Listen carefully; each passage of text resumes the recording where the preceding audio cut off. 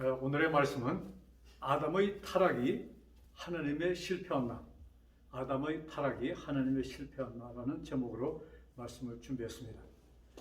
먼저 우리 지난 시간에 하였던 그 말씀을 조금 마무리 짓고 또 계속하겠습니다. 우리 지난 시간에 요한복음 5장 22절에 있는 말씀, 아버지께서는 아무도 심판하지 아니하시고 심판을 다 아들에게 맡기셨으니라고 기록하였습니다. 그 다음에 27절에는 아버지께서 아들에게 심판하는 권세를 주셨으니 이는 그가 인자이심이라, 이렇게 말씀이 기록되어 있습니다.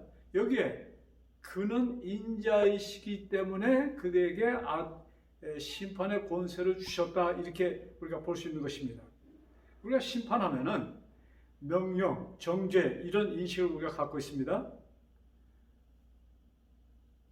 그런데 그가 인자이기 때문에 심판의 권세를 받으셨다고 말씀합니다. 자, 인자로 오셨다 하는 것은 사람으로 오셨다는 말씀인데, 사람은 한계가 있습니다.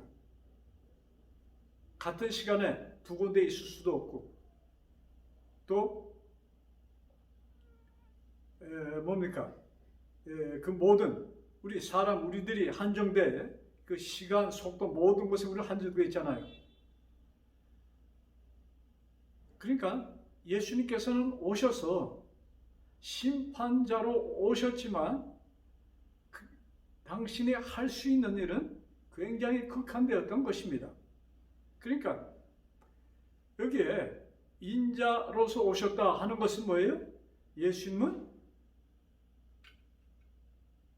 죽으러 오셨다 이것입니다. 자, 그래서 세례 요한은 예수님을 소개하면서 세상 죄를 지고 가는 하나님의 어린 양이라고 소개합니다. 자, 그 다음에 마태복음 20장 22절에 보면은 인자는 나는 너희들을 사람을 섬기러 왔지 섬김을 받으러 온 것이 아니라고 말씀하면서 이렇게 말씀했습니다. 대속물로 오셨다고 말씀하였습니다. 즉 예수님께서 죽으심을 통하여 인간이 지은 인간을 도우러 오셨습니다. 인간에는 무거운 죄의 짐이 있어요. 그래서 그것을 없애는 것이 예수님께서 하실 일이었습니다. 그래서 우리를 도우러 오셨다. 그래서 그 짐을 없애러 오실 것입니다. 즉 죄의 짐을 없애신다. 그것은 뭐예요? 그 죄를 없애시는 것이고, 또 그것은 뭐예요? 죄는 사망이에요. 그래서 사망을 없애시기 위하여 오셨다 이것입니다. 그 일을 위해서는 그는 돌아가셔야 되는 것입니다.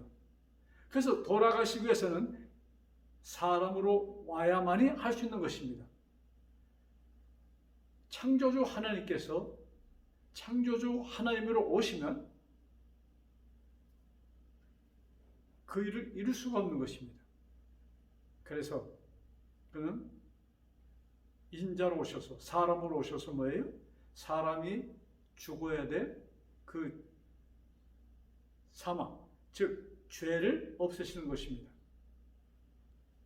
그래서 우리가 심판하면은 우리의 개념은 어떤 사람, 죄 지은 사람, 나쁜 일을 하는 사람, 이렇게 그를 정죄하는 것이 우리의 심판의 개념인데, 여기 지금 성경에 나오는 심판은 사람을 정죄하는 것이 아니고, 사람을 심판하는 것이 아니고, 그 죄를 없애시기 위하여 예수님이 오셨다 이 말씀입니다. 굉장히 중요한 말씀입니다. 예수님은 심판자로 오셨는데 우리들을 정죄하기 위해서 오신 것이 아니요, 뭐예요? 죄를 정죄하기 위해, 즉 죄를 없애시기 위하여, 사망을 없애시고자 이 땅에 오셨다 이 말씀인 것입니다. 자, 그래서 요한복음 5장 27절에 인자이심이라는 표현을 쓰신 것입니다. 자, 그러면 오늘의 본문의 말씀으로 우리 들어가면은 아담의 타락이 하나님의 실패인가? 자, 하나님은 다 아셨습니다. 전지전능하신 하나님께서는 루스벨을 창조하실 때부터 그가 하나님께 도전할 것을 하나님은 아셨습니다. 자, 그 다음 아담과 하와를 창조하셨을 때 우리 인간들이 타락할 것을 하나님은 아셨습니다. 그러나 그들을 창조하셔야만 했던 것입니다. 그 문제는 또 다른 시간에 우리가 우리 같이 좀 연구하고 잡시다. 자, 그래서 하나님께서는 사단의 루스벨이 도전할 것도 아셨고 아담과 하와가 타락할 것도 아셨습니다. 에베소 1장에 보면은 3절부터 7절을 보면 성경 펴지 않겠습니다. 거기에 보면은 하나님께서 창조 전에 구속 사업을 예비하셨다고 기록하였습니다. 그래서 우린 그런 기록으로 분명히 전지전능하신 하나님께서는 다 아시고 모든 것을 계획하시고 그는 이 땅에 오셨던 것입니다. 예정하신 대로 하나님은 오셨고 그는 또 예정하신 대로 십자가에서 죽으십니다. 십자가의 죽으심은 하나의 인생으로 인자로 오신 예수님의 죽음 그 단순한 것이 아니고 그것은 하늘에서 시작된 전쟁의 종지부를 찢는 사건이었습니다. 또 그 일을 통하여 십자가를 통하여 여태까지 사단이 가리고 있었던 베일이 벗겨집니다. 그래서 그가 하나님께 도전한 것은 뭐예요? 그의 교만, 오만, 시기, 질투에 의하여 있었다는 것이 온 우주에 발표되는 것입니다. 그러나 사단은 물러나지 않습니다. 이제 구원받은 인간들을 향하여 계속 도전합니다. 그것이 하나님께 괴로움을 주는 것이고 또 하나님의 계획을 최대한도로 방해하는 것을 그는 알기 때문에 그는 계속 우리 인간들을 향하여 하나님께 향하지 못하도록 그는 도전하는 것입니다. 그래서 한동안 그는 성경에 보면은 참 승승장구하여 우리 노아 시대에 보면은 이 세상에 정말로 그렇게 많은 사람들이 살고 있었는데 단지 8 식구 외에는 뭐예요? 참 방주에 들어갈 사람이 없었다는 얘기입니다. 그리고 그 후에 일어난 사건, 바벨탑 사건, 거의 모든 사람들이 하나님을 배반합니다. 분명하게 무지개를 통하여 다시는 세상이 물론 멸망하지 않을 것을 약속해 주셨지만 사람들은 그것을 무시하고 나름대로의 대책을 세운 것이 바벨탑인 것입니다. 그 다음 또 몇백 년 지나서 아브라함의 시대, 정말로 새로운 그 노아의 식구로 시작된 그 세상이 500년이 흐르지 않아 이 세상은 뭐예요?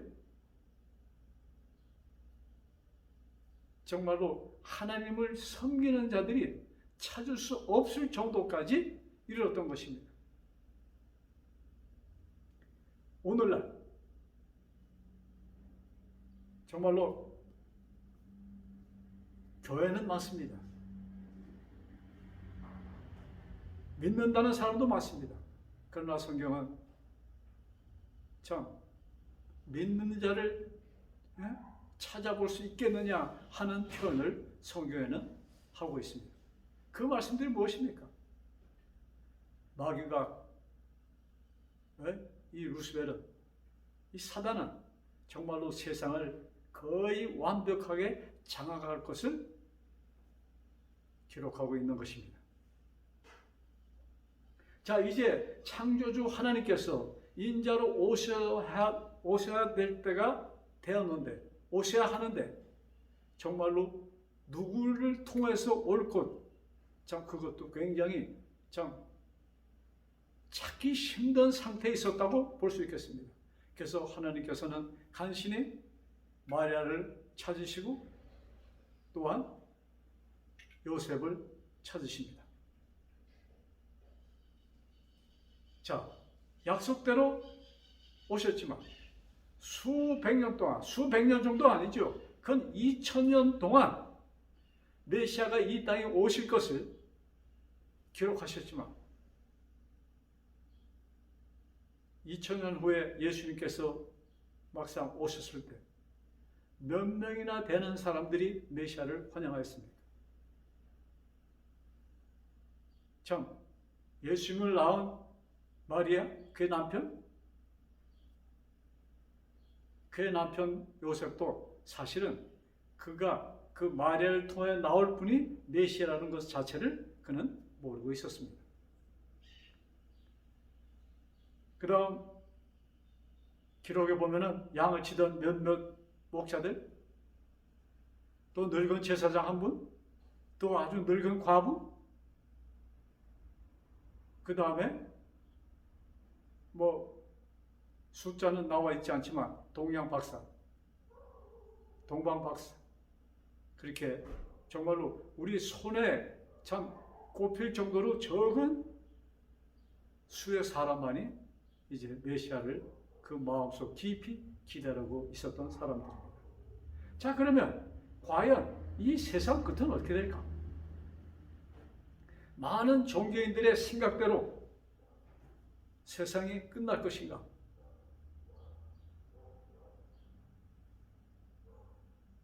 참 요사이 많은 신앙인들은 이제 끝이 왔다 이런 표현들을 많이 씁니다. 자, 우리 마태복음 24장 44절에 있는 말씀 봅시다. 제가 낭독하겠습니다. 이러므로 너희도 준비하고 있으라. 또 어떤 번역에는 예배하고 있으라. 준비하고 있으라. 예배하고 있으라. 같은 뜻이죠. 생각하지 않은 때 인자가 오리라. 여러분, 사람들이 생각하지 않을 때 인자가 오리라. 자, 생각하지 않은 때, 생각하지 않았다고 보는 것보다도 못했다고도 볼 수 있는 것이 더 정확할지 모르겠습니다. 여러분, 지금 이 세상에 3분의 1이나 되는 인류가 하나님을 믿는다 합니다. 그런데 성경은 세상 끝에 이 재림을 얘기하는 것입니다. 그때 이 세상이 거의 끝날 가차올수록 믿는 자들이 거의 볼 수 없다는 말씀입니다. 지금 우리가 생각하는 세상과 여기 기록이 상반된다고 생각지 않으세요? 그러나 성경은 분명한 것을, 있을 것을 기록한 책입니다. 자, 그래서 사람들이 미처 생각지 못한 방법으로 그런 상황에 예수님께서 오실 것이라는 말씀 아닐까요? 네, 분명 예수님의 재림의 광경은 온 천하 사람들이 볼 것입니다. 근데 여기 지금 말씀드리는 사람들이 생각지 않은 때라는 것과 요즘 여러분 이것을 좀 분리시켜야 됩니다. 분명히 예수님의 재림의 광경은 온 천하 사람들이 볼 것입니다. 그런데 여기에 지금 말씀은 실제적으로 당신의 재림을 믿고 기다리는 사람이 몇 명이나 될까 이것입니다.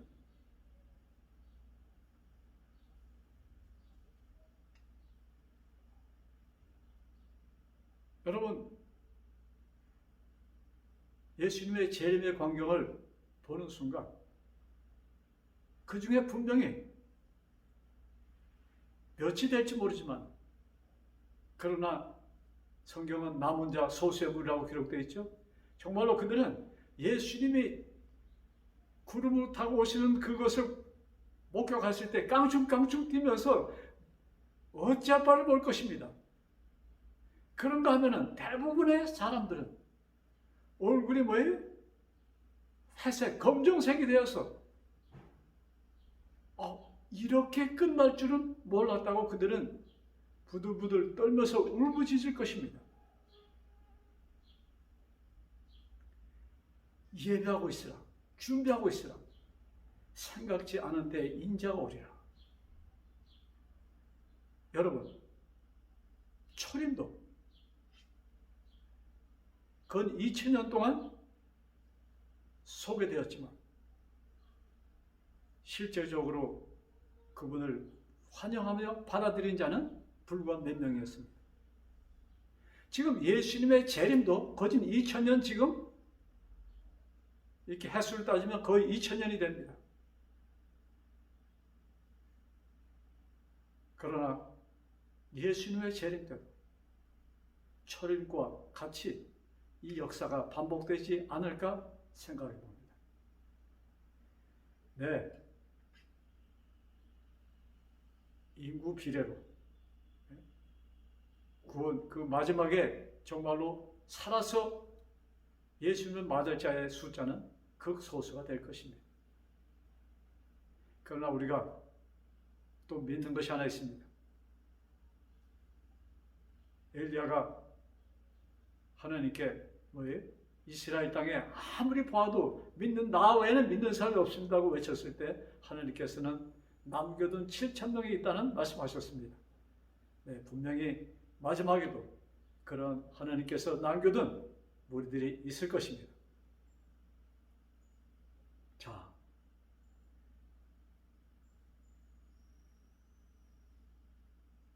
요사이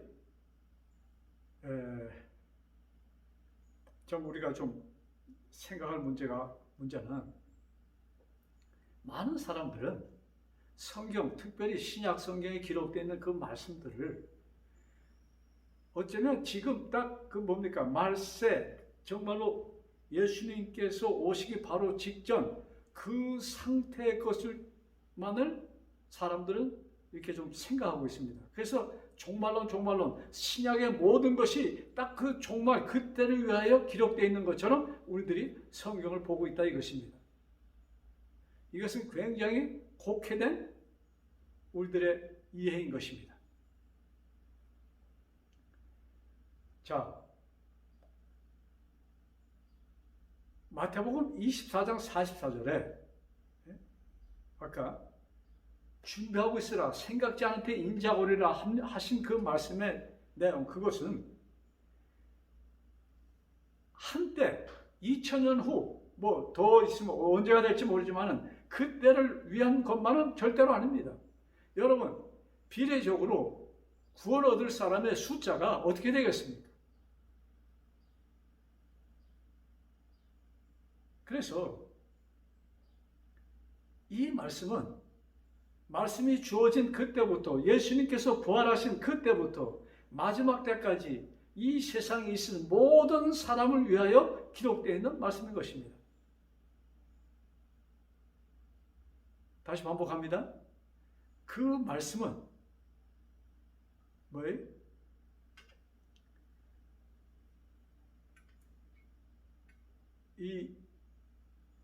지금 현재 그때부터 마지막 때까지 있을 모든 사람들을 위하여 이런 말씀들이 기록되어 있다 이것입니다. 자, 그러므로 여기에 예배하라, 준비하라는 말씀은 모든 세대를 위한 말씀인 것입니다. 다시 반복합니다. 그래서 마태복음 24장 44절에 예배하라, 준비하라 이 말씀은 그때부터 모든 세대 사람들에게 필요한 말씀이라 이것입니다. 그러면 어떻게 사는 것이, 어떤 우리들의 행동이 예배하는 것일까? 준비하는 것일까? 요 근래 많은 설교자들의 말씀 들으면 이제 때가 왔으니 각성하라, 준비하라 이런 말씀합니다. 각성하자.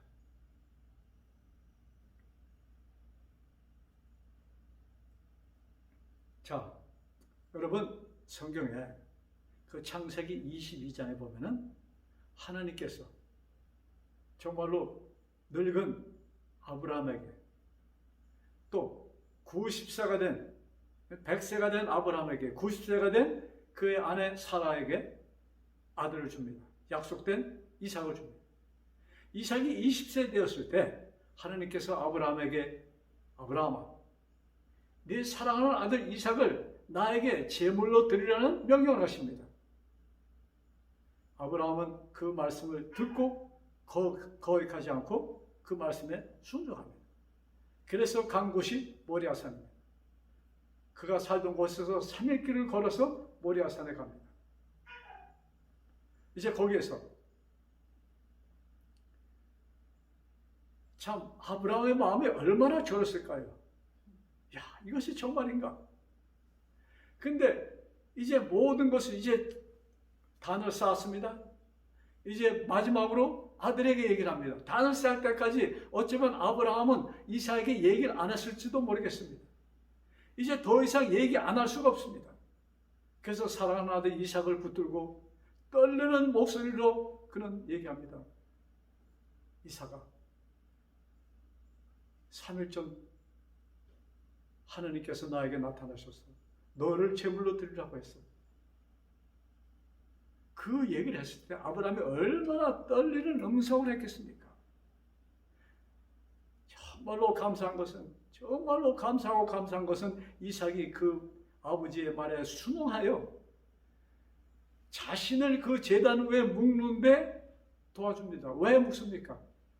아무리 그가 순종하였다 할지라도 여러분, 칼을 맞고 이제 그 다음에 뭐예요? 그 단이 불이 날 때 움직일 것입니다. 그는 거기서 떨어질 수 있고 그런 사건이 벌어질 수 있어요. 그래서 그는 자신을 거기에 묻습니다. 이제 마지막으로 남은 것은 뭐예요? 아브라함이 준비했던 그 칼을 어떻게 하는 거예요? 그 아들에게 내리치는 것입니다. 거기서 내리치는 순간 하나님께서 그의 손을 붙여 멈춰!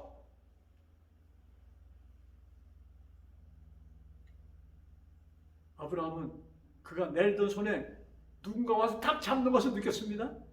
그리고 뭐예요? 멈추라는 소리를 듣습니다. 안도의 숨을 쉬었을 것입니다. 그리고 그 순간 뭐가 들려요? 숫양이 네 하는 양의 음성이 들립니다. 뒤를 돌아보니 그 가시나무에 그 뿔이 걸려서 도망 못 가는 순양을 봅니다. 그래서 이삭과 뭐예요? 같이 아브라함은 그 양을 갖다가 그가 쌓은 번제단에 양을 제물로 드립니다. 여러분, 이 극적인 광경, 아브라함이 그 호흡이 끝나는 때까지 있을 수가 있었을까요? 특별히 이삭은 정말로 젊은 나이 20대였습니다. 아브라함이 나오는 120세죠.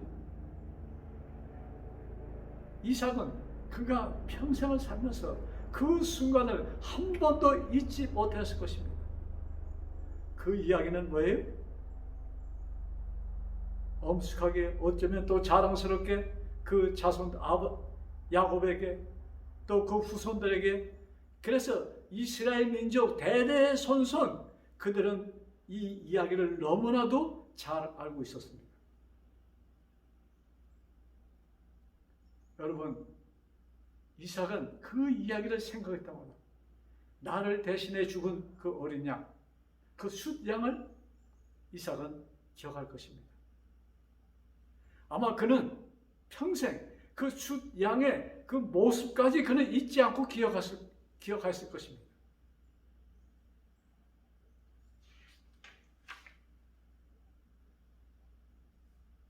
네, 그 숫양은 누구도 아닌 이제 인류를 구속하게 오실 예수님을 상징하였습니다. 온 인류를 대신해 죽을 예수님을 상징하였다 이것입니다. 우리가 구약 성경을 보면은 좀 그것을 이렇게 뭐랄까 표현한다면 구약 성경은 지키라 지키라. 그래서 이스라엘 백성 모세가 뭐예요? 시내산에서 하나님의 음성을 말씀을 다 듣고 뭐예요? 그들을 모아놓고 그 하나님께 주신 말씀을 발표할 때 온 이스라엘이 네 우리가 다 지키겠습니다 이렇게 얘기합니다. 근데 신약 성경은 믿으라 이것입니다. 예수님께서 하신 말씀 있잖아요. 요한복음 3장 16절의 말씀, 하나님이 세상을 이처럼 사랑하사 독생자를 주셨으니 이는 저를 뭐예요? 믿는 자마다 멸망치 않고 영생을 얻을 것이다. 그래서 신약 성경은 믿으라 믿으라 이것입니다.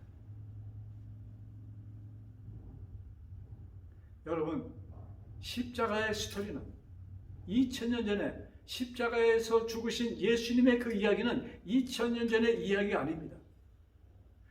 그 이야기는 지금 나와 여러분들의 사건인 것입니다. 여러분, 이것이 나의 가슴에 새겨지도록 예수님께서는 그가 떠나시기 전에 약속을 하십니다. 그것이 요한복음 16장 7절에 기록되어 있는 말씀입니다.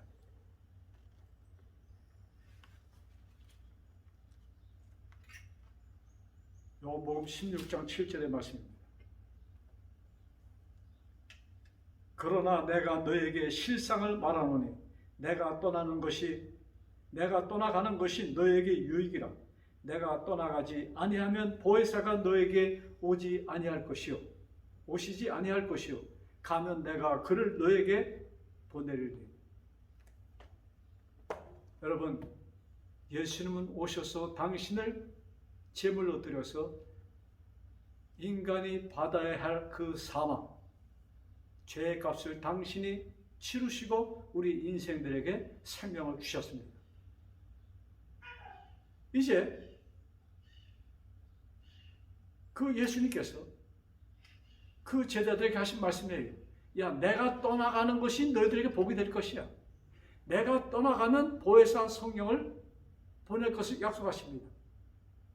왜? 예수님은 한정된 인간으로 오셨기 때문에 그가 만나는 그 사람들, 제자들, 그 유대의 땅 거기를 벗어나지 못하셨습니다. 그러나 이제 보혜사 성령이 오셔서 예수님께서 이루신 그 일을 이 세상에 있는 모든 사람들 마음, 심령 속에 가르쳐 주실 것을 약속하신 것입니다. 자, 여러분, 우리들에게 이루어진 그 구속은, 그 구원은 내가 한 것도 없고 할 것도 할 수 있는 것 자체가 없는 것입니다. 저는 여러분들에게 자주 말씀드립니다. 구속 사업은 재창조 사업입니다. 여러분, 창조 사업에 어떻게 인간의 손이 들어갈 수가 있습니까? 할 수 있는 것은 정말로 눈꼽만큼도 없는 것입니다.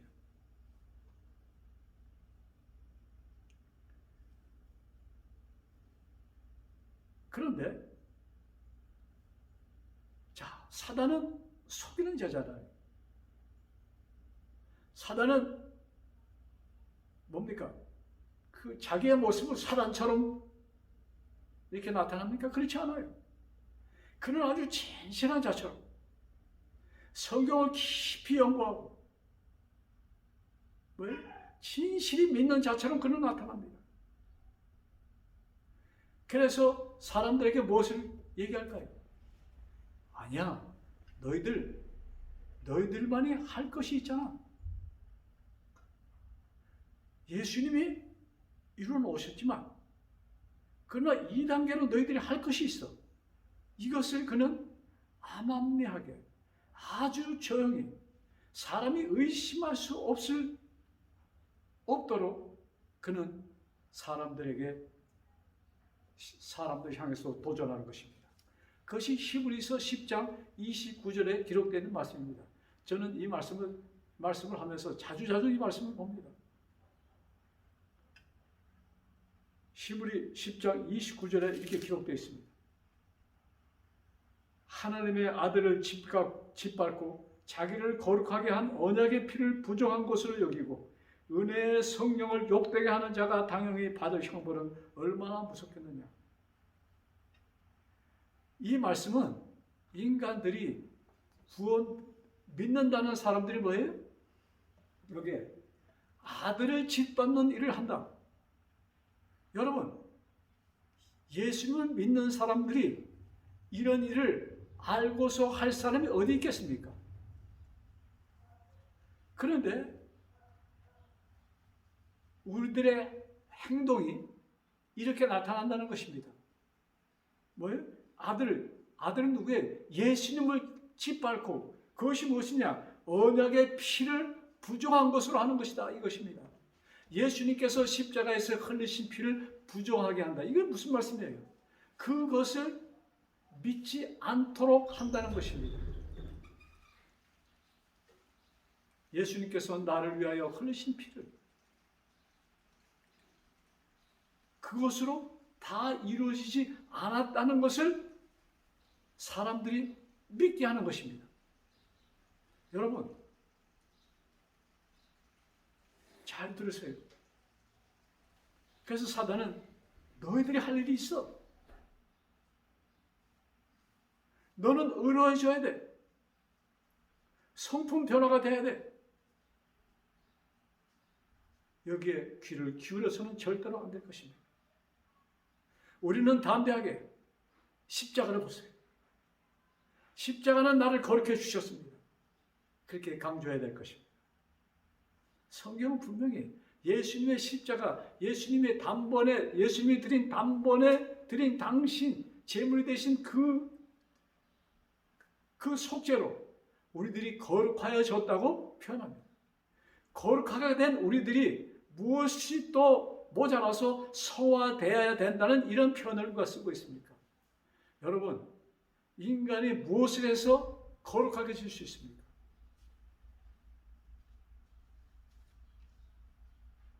오직 하나님께서만이 우리를 거룩하다고 인정해 주셨기 때문에 우리는 거룩한 것입니다.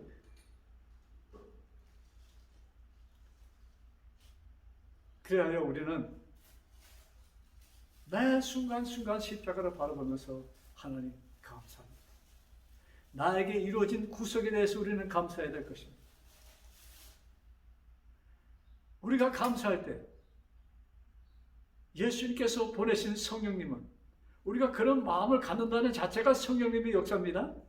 그런데 우리가 그런 마음의 움직임을 가슴의 뜨거움을 깨닫고 하나님께 더 감사할 때 성령님은 더 강력하게 나에게 오셔서 그것을 확신 있게 해 주시는 것입니다. 이럴 때, 이런 일이 나에게 있을 때 우리는 정말로 기뻐하여 질 것입니다. 그래서 나의 삶이,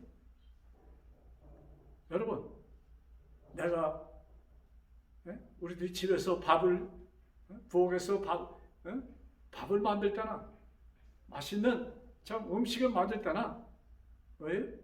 직장에서 일을 할 때나 걸어 다닐 때나 자동차를 타고 다닐 때나 어디서 무엇을 하든지 우리는 항상 기뻐할 수가 있는 것입니다. 그래서 우리가 장사할 때 물건을 팔 때나 물건을 살 때나 우리는 뭐예요? 기뻐할 수 있는 것입니다. 그것이 사도 바울이 그가 세운 첫 번째 교회 빌립보에 보낸 편지 속에 그는 이렇게 얘기합니다. 빌립보 4장에 있는 말씀입니다. 빌립보 4장 봅시다. 4절 5절에 있는 말씀. 주 안에서 항상 기뻐하라. 여러분, 예수님 밖에는 기쁨이 없다는 얘기죠. 그래서 주 안에서만이 우리에게는 진정한 기쁨이 있는 것입니다. 그래서 주 안에서 항상 기뻐하라. 가끔 가다가 아닙니다. 항상이라는 것은 무엇이에요? 빈틈없이 항상 쉴 새 없습니다.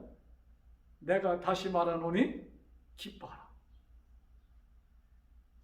우리 그리스도의 삶 속에 기쁨 외에는 무엇도 있어서는 안 된다는 말씀을 여기 하고 있는 것입니다. 자, 그러면서 5절에 너희 관용을 모든 사람에게 알게 하라. 그러면서 주께서 가까우시니라. 참 여기 이 표현이 굉장히 중요합니다. 너희 관용을 모든 사람에게 알게 하라. 제가 지난주에 어느 목사님과 전화 통화하면서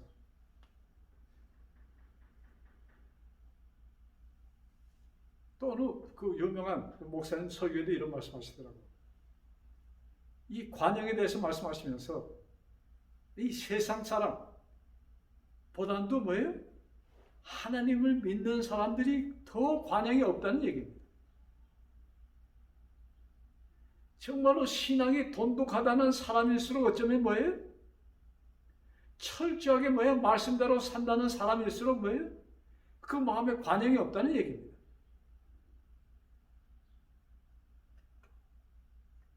여러분, 누구를 가리킬 것이 아니고 이 순간 나는 거울을 보면서 내가 그런 사람이 아닌가 한번 우리는 지켜보아야 될 것입니다. 여러분, 왜 사람들에게, 그리스도인들에게 관용이 없어요? 왜 사도 바울은 빌립보 교회에 항상 기뻐하라 이 말씀하시면서 뭐예요? 너희 관용을 모든 사람에게 알게 하라. 여러분, 우리가 이 구원의 확신 속에, 기쁨 속에 있는 사람은 관용하지 말라고 해도 관용하게 될 것입니다. 여러분, 자,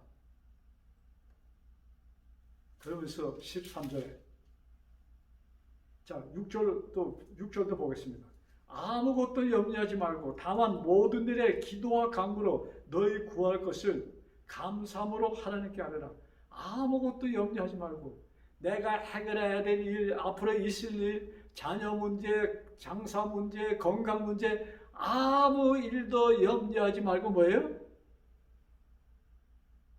하나님께 뭐예요? 간구하라 이 말씀. 자, 그러면서 13절. 내게 능력 주신 자 안에서 내가 모든 것을 할 수 있느니라. 아멘. 여러분, 우리는 이것을 나의 의지, 나의 힘으로 할 수 있는 것이 아닙니다. 우리가 어떻게 우리가 기뻐할 수 있어요? 내게 능력 주시는 자 안에서 하나님께서는 나에게 기뻐하는 능력을 주셨습니다. 그래서 내게 능력 주신 자 안에서 내가 모든 걸 할 수 있느니라. 여러분, 이 말씀을 되새기면서 왜? 내게 능력 주신 자 안에서 내가 모든 것을 할 수 있다는 이 확신 속에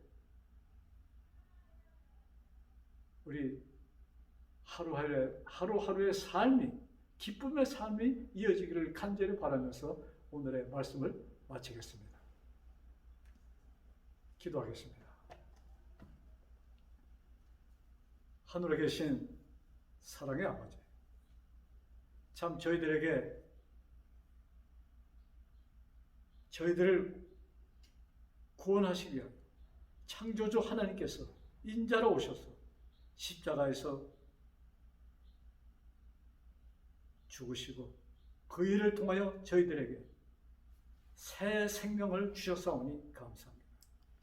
아버지, 그 말씀이 나의 마음속에, 우리 마음속에 분명하게 살아나도록 성령 하나님 역사하여 주옵소서. 예수님께서 우리에게 보내신 성령님, 그 성령님 우리 마음에 임하여 주셔서 이 놀라운 역사가 나의 삶 속에 항상 일어나 항상 기뻐하는 삶이 우리에게 있게 하여 주옵소서.